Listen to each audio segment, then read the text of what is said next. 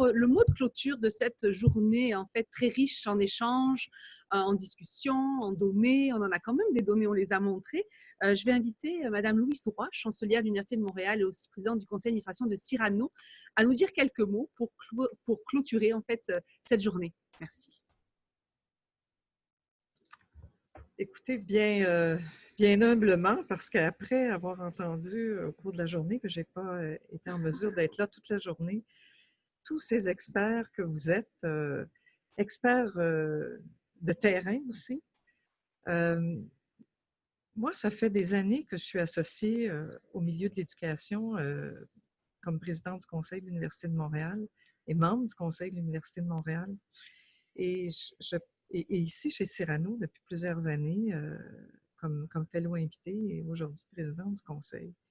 Et je me faisais la réflexion en entendant le débat, puis plusieurs des interventions qui ont été faites au cours de la journée, posant au fond toutes les problématiques, les enjeux, les blocs importants que j'aurais bien aimé, moi, que tout le conseil de l'Université de Montréal soit ici aujourd'hui. Et peut-être que les conseils de nos établissements, à plusieurs niveaux, parce qu'au fond, on se rend bien compte, quand on est fiduciaire d'une organisation comme la plus importante université francophone en Amérique, peut-être au monde, 65 000 étudiants, incluant HEC et Polytechnique, qu'on est à la table du conseil, 24 membres, étudiants, professeurs, gens de la société civile. On est là pour prendre, assister, soutenir la direction dans ses décisions, pas celles qui concernent l'académique parce que ce n'est pas dans notre champ, mais celles qui concernent les dimensions administratives. Et il y en a plusieurs qui ont été soulevées ici aujourd'hui quand on pense aux enjeux du financement des universités. Je peux vous dire qu'au cours des 10 dernières années, ça a été l'objet de nos grands débats. On sait que les solutions existent ailleurs. Il y en a plusieurs qui ont été travaillées ici par Cyrano. On a vécu la période des carrés rouges. Tout ça, dans les dernières années, même si mon ami Claude dit qu'on n'a pas sabré dans l'éducation, mais qu'on a juste ralenti les dépenses, ça a été vécu par les institutions comme étant des coupures importantes.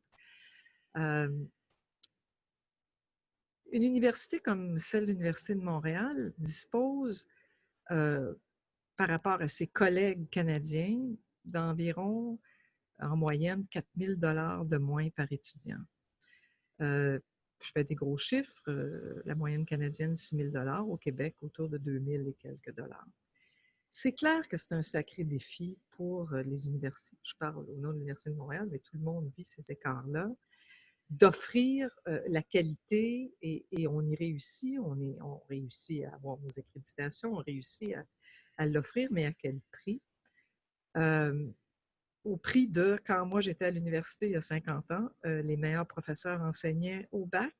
Aujourd'hui, au bac, ce sont des chargés de cours. Je ne dis pas que ce ne sont pas des bons professeurs, mais moi j'avais eu la chance en sociologie, je suis diplômée de sociologie, d'avoir des Guy Rocher, des Dauphiny, des gens qui étaient des vedettes. Ça marque comme étudiant dans le parcours qu'on doit suivre, ça encourage, ça motive. On a des chargés de cours, j'ai beaucoup d'admiration pour eux, mais ce que ça démontre, c'est qu'au fond, notre écart de financement, les écarts de ressources ont des conséquences, difficilement mesurables parfois, parce qu'on est beaucoup dans les intangibles. Et je voulais parler de la valorisation à travers tout ça, parce que je partage avec Claude et avec vous, que je viens de rencontrer, je suis ravie, que la valorisation des enseignants, la valorisation de l'éducation, ça reste quand même un enjeu fondamental pour notre société. Et je vois une opportunité dans les débats comme ceux-ci aujourd'hui. Cyrano est très bien placé pour être capable d'être un animateur de débat parce qu'on a la chance éventuellement par nos recherches, d'influencer les politiques publiques. Mais il faut faire plus que ça. Il y a comme une responsabilité de la société civile aussi là-dedans. Et quand je pense aux membres, quand je disais au début de la petite introduction, j'aurais aimé que les membres du conseil soient ici, c'est qu'en fait, les membres de la société civile qui sont assis autour d'un conseil sont, au fond, extrêmement motivés. C'est exigeant d'être membre d'un conseil d'université. Il faut être capable de s'impliquer. Et je me disais que la complexité de tous les enjeux qui ont été mentionnés, les verrous que vous avez mentionnés, il y a des enjeux, évidemment, pour le ministère de l'Éducation et pour nos gouvernements, mais si la société civile n'est pas là en appui pour dire que c'est important, on est descendu dans la rue avec des casseroles pour supposément valoriser l'accessibilité à l'éducation pour un écart d'à peu près 350 $ par année. C'est une position difficilement compréhensible. C'est parce qu'on n'a pas compris que l'éducation est un investissement fondamental pour l'avenir et que le 300 $ de plus, c'est pas ça qui est l'enjeu, c'est notre implication, le soutien qu'on peut y donner et la valorisation qu'on peut y donner.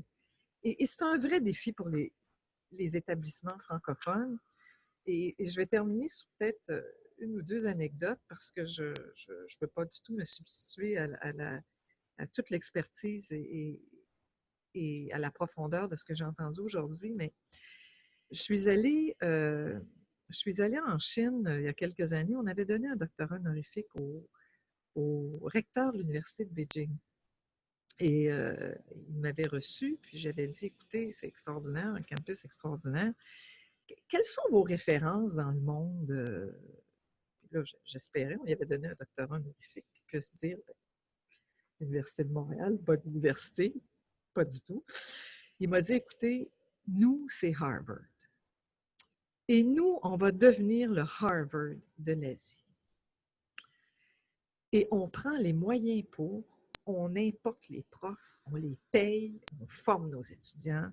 Et c'est ça qui est notre ambition.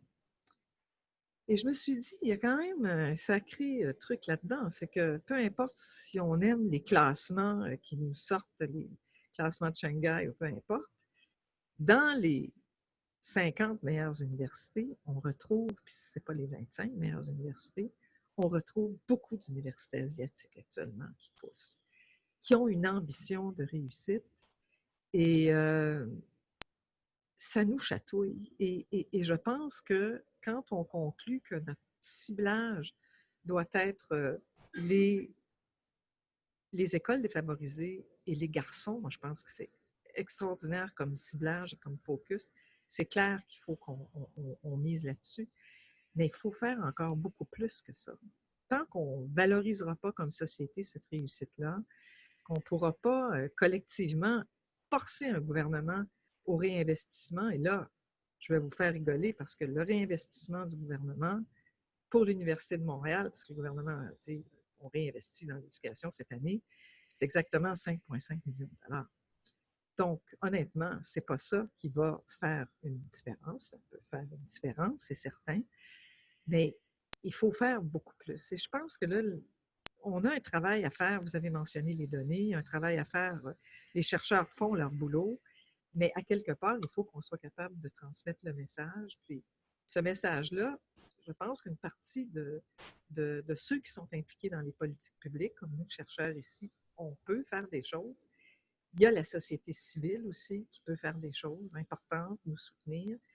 Et pour ça, il faut qu'on soit capable de diffuser l'information. Puis je pense que le débat aujourd'hui, on parle un peu entre convertis, entre guillemets, mais c'est un début, en tout cas pour moi, extrêmement intéressant d'un débat qu'il faut pas lâcher parce que les enjeux sont de plus en plus complexes.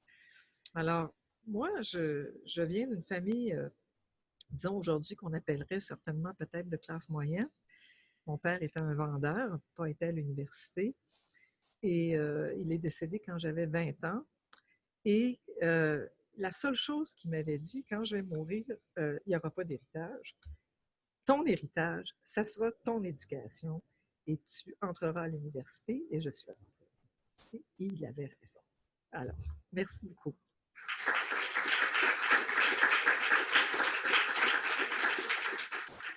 Alors, merci beaucoup, Louise, pour ce mot. Je pense que c'est un bel exemple, en fait, de ce qu'on est à Cyrano, qu'on peut faire. Puis, comme tu l'as dit, on insuffle aussi d'autres choses dans la société. Donc, je suis vraiment, merci beaucoup. Alors, je vais finir ma journée en remerciant évidemment encore une fois toute l'équipe. Je pense que évidemment Claude et Marcelin, je ne sais pas si Marcelin nous regarde dans son lit là, le pauvre, je suis tellement déçue pour lui aujourd'hui parce que je sais qu'il aurait aimé vraiment être ici. Mais écoute, on a tenu le fort, on s'est occupé de tes auteurs en tout cas et de tes collègues. Donc, merci beaucoup d'avoir co-dirigé cette édition, on le voit. Je veux dire, il y a vraiment une richesse en fait dans les données, dans les chapitres qui ont été publiés. Merci au comité scientifique. Je sais que Patrick Richard nous a rejoint cet après-midi, qui était le président du comité scientifique du Québec économique. Merci d'investir du temps justement pour nous aider à produire des documents qui sont des documents importants pour Cyrano. Merci Stéphanie. Je pense que là, tu as joué tous les rôles aujourd'hui, de directrice de projet à directrice des communications au niveau de notre ordinateur là aujourd'hui. Merci beaucoup. Alors, évidemment, je vais remercier aussi les partenaires de Cyrano. Je pense que c'est très important, notamment dans ce projet-là, le ministère des Finances du Québec qui nous a beaucoup aidés dans le cadre de notre partenariat avec le gouvernement du Québec. C'est important de montrer en fait qu'on partage en fait nos idées, qu'on fait avancer les choses. On l'a vu, les débats sont très animés. On n'est pas ici pour faire des consensus, pour arriver vers une seule. Il n'y a pas une solution, on le voit. Il y en a quelques-unes. On a des pistes en tout cas, mais le nerf de la guerre, et puis ça, on va continuer notre combat au Cyrano, c'est les données. Et je pense que là, on l'a rappelé encore aujourd'hui, c'est toujours la question, enfin, l'élément qui ressort, le dénominateur commun de tous nos événements, les données. On le sait, on a des gens ici du gouvernement qui sont présents, qui vont aller ramener le message à Québec, c'est sûr. Ils sont au courant avec nous. Ils ont essayé de nous aider dans les données, mais je pense qu'on va continuer. Je pense que le scientifique en chef parle de ça. Tout le monde, aujourd'hui, c'est vraiment un élément important. Aujourd'hui, on va encore faire nos études en allant chercher les données américaines qui sont, elles, disponibles, en fait. Comment voulez-vous qu'on trouve des solutions adaptées à notre système si on cherche des autres données? Donc, merci beaucoup. Alors, je remercie les auteurs. Je sais que c'est beaucoup de temps aussi, les auteurs. C'est un investissement. Marie, Catherine, Michel, Brahim, Monsieur Tardif, David, merci à tout le monde. En fait, Pouya, je ne sais pas si tu es encore là. Merci à tous d'être venus aujourd'hui. Je pense que c'était vraiment riche à ces éléments-là. Donc, on va continuer évidemment autour d'un cocktail. En tout cas, le pot de l'amitié. Vous allez pouvoir continuer vos discussions. C'est l'année de l'éducation. Donc, Catherine a annoncé tout à l'heure, le 6 avril, il y a un autre événement important sur l'éducation. Il y a d'autres séminaires qui s'en viennent parce qu'évidemment, on essaye de mettre en avant les recherches qui sont faites. C'est 25 ans de recherche sur l'éducation. On avance avec ces éléments-là. Alors, je vais laisser à Claude le mot de la fin. Oui, c'est toi, tu as beaucoup parlé, mais je pense qu'en tant que co-éditeur, en fait, qui a dirigé cette édition, j'aimerais quand même que ce soit toi qui aies le mot de la fin aujourd'hui. Merci, Claude. C'est à mon tour à remercier tout le monde et remercier particulièrement Marcelin qui m'avait invité de co-diriger ce travail avec lui. Je pense que l'éducation, ça nous tient à cœur, ça, il n'y a pas de doute là-dessus. Et il ne faut pas baisser les bras. Marie a dit, où est l'avenir? C'est avec toi, Marie, c'est pas avec moi. Essentiellement, je pense qu'il faut continuer à pousser dans la bonne direction, trouver des bonnes solutions. Et surtout, et comme dit Louise, comment convaincre les gouvernements? Ça, c'est compliqué. Mais le Cyrano commence à travailler sur ces questions-là déjà. Comment informer les gouvernements de bonnes idées? Bon, alors je ne sais pas où ça va aller, mais merci à tous de votre présence et une prochaine rencontre éventuellement. Merci beaucoup.